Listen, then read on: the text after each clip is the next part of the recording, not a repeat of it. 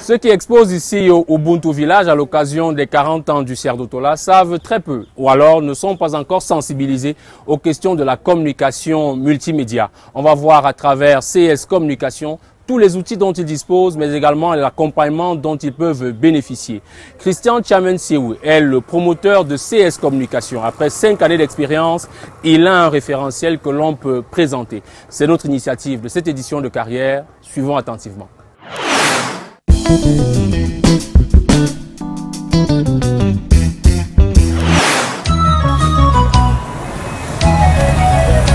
Bonjour, bonsoir, bienvenue à l'équipe de carrière. Je suis Christian Tchamensiou, manager de CS Communication.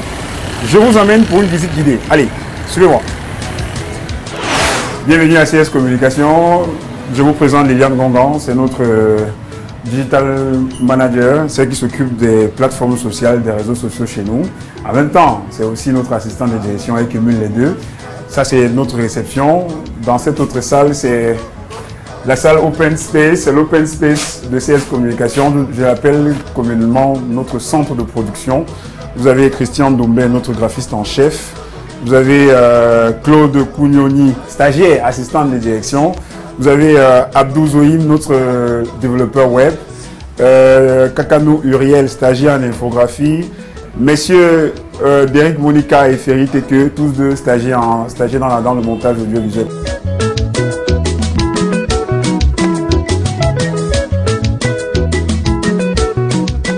C'est ici que moi personnellement je travaille, c'est ici que je reçois les clients, c'est ici que quand je veux vraiment travailler, c'est ici que la magie opère en même temps.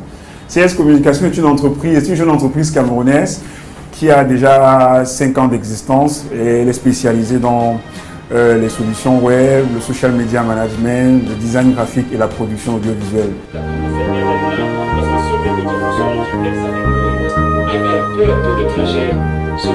L'idée est partie d'une chambre d'étudiants où j'étais à Yaoundé chez un ami.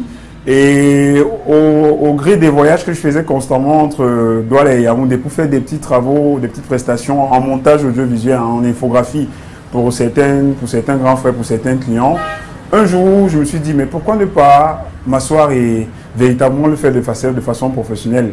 Et c'est comme ça que je commence par faire le logo de l'entreprise. À l'époque ça s'appelait CS Communications Agency. Mais c'est véritablement en 2013 qu'on décide de revoir le logo, de revoir le nom de l'entreprise et de se mettre en règle et de commencer réellement à travailler avec les entreprises.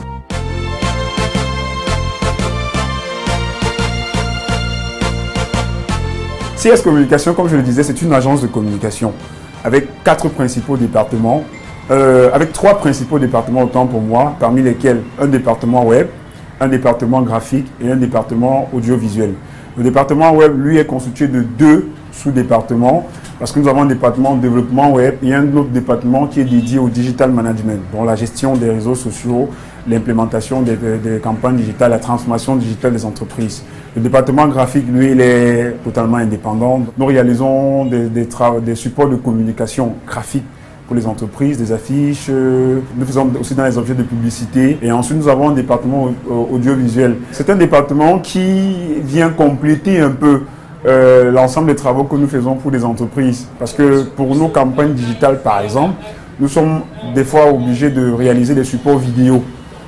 En même temps, des entreprises nous sollicitent aussi pour réaliser des films d'entreprise, pour réaliser des spots publicitaires pour elles. Et aussi, nous sommes aussi lancés dans la production audiovisuelle parce que nous avons des contenus médias que nous réalisons, que nous produisons. Bienvenue chers téléspectateurs et merci d'être des nôtres. Nous sommes au ciel du FESPACO. Vous l'avez constaté, c'est juste derrière moi. Au jour d'aujourd'hui, CS Communication est fière parce que partie d'où elle était pour être où elle est aujourd'hui, ça n'a pas été facile. Il a fallu que des clients, des entreprises sérieuses prennent le risque de nous faire confiance. Nous avons des clients dans les assurances, nous avons des clients dans la téléphonie, nous avons des clients dans l'agroalimentaire, nous avons des clients dans les nouvelles technologies. La motivation première était celle de réussir, celle d'impacter la vie des entreprises et la vie des personnes en général. C'était ça la motivation première.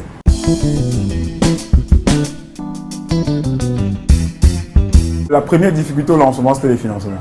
Au départ, j'ai eu la chance que ma maman que je salue. En fait, elle m'a dit, qu'est-ce que tu veux? Je lui ai dit, je veux un ordinateur en fait. Elle a sorti l'argent, elle m'a donné, ok, va t'acheter un ordinateur. C'était 175 000 à l'époque. Et c'est avec cet ordinateur que j'ai commencé à faire les premiers travaux. L'autre difficulté a été de trouver des jeunes qui sont compétents ou bien qui doivent pouvoir intégrer la vision que vous avez.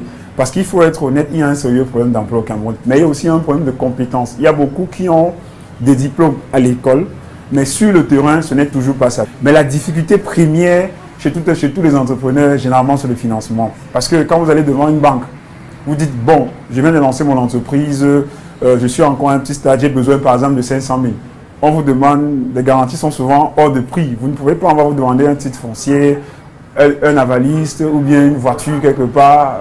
Généralement, on n'a pas ça. Moi, je ne les avais pas. Donc, j'étais obligé de mettre à côté les petits bénéfices que je faisais. Mais je veux dire en fait que les banques doivent véritablement se mettre à côté des PME, à côté des jeunes entreprises, pour pouvoir véritablement accompagner. Et aussi que le gouvernement mette en place de véritables facilités pour que nous, les entrepreneurs, parce qu'il faut être honnête, nous, en tant que manager, nous contribuons à la lutte contre le chômage.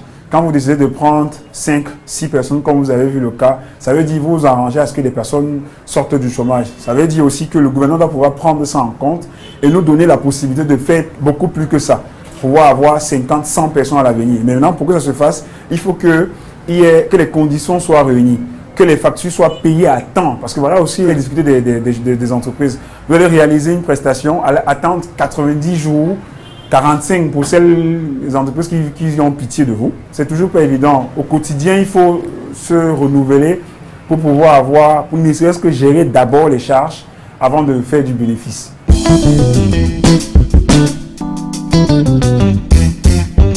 Notre perspective à long terme, c'est de devenir une grosse agence de communication avec tous les départements requis dans la communication. Notre perspective à long terme, c'est de pouvoir avoir un portefeuille client beaucoup plus étoffé. Notre perspective aussi à long terme, c'est de pouvoir avoir un personnel hautement qualifié, parce que nous, au quotidien, nous investissons aussi dans notre personnel, parce que c'est ça la richesse d'une entreprise aussi. C'est d'avoir un personnel épanoui, c'est de pouvoir aussi apporter un plus à l'économie du pays, apporter un plus à l'émergence de notre pays.